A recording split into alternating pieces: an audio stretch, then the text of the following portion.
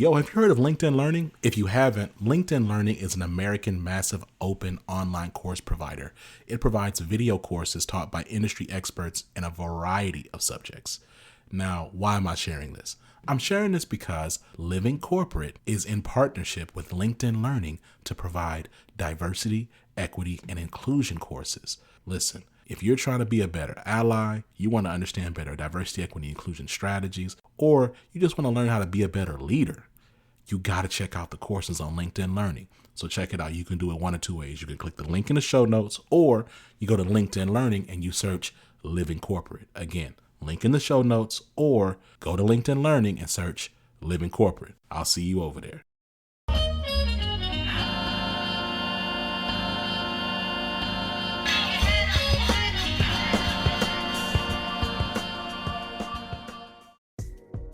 What's going on, Living Corporate? It's Tristan, and I want to thank you for tapping back in with me as I provide some tips and advice for professionals.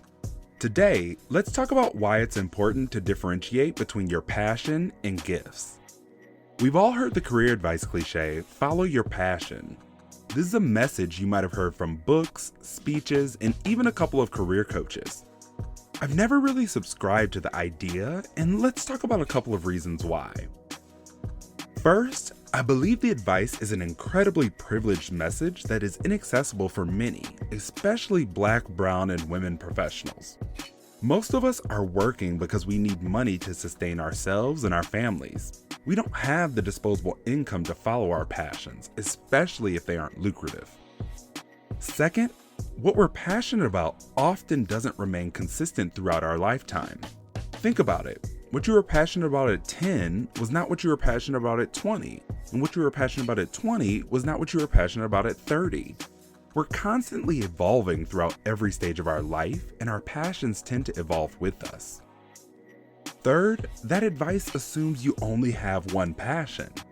We're complex beings. Many of us may not have just one passion, and by asking us to select one, it doesn't allow us to uncover passions we've yet to explore.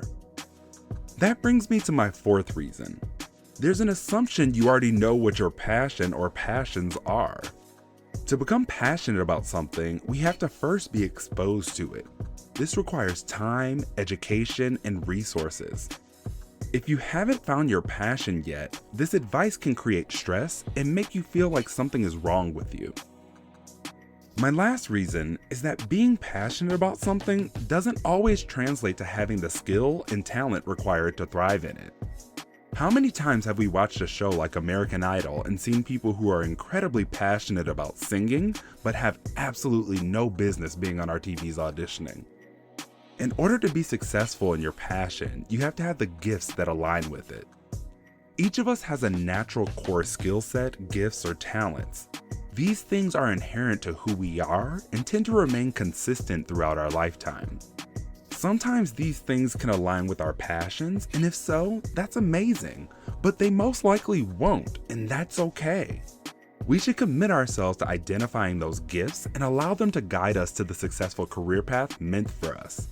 So make sure you remain open to the possibilities and explore what career options are available to you that fit your skill set and inherent gifts. This tip was brought to you by Tristan of Layfield Resume Consulting. Check us out on Instagram, Twitter, and Facebook at Layfield Resume, or connect with me, Tristan Layfield, on LinkedIn.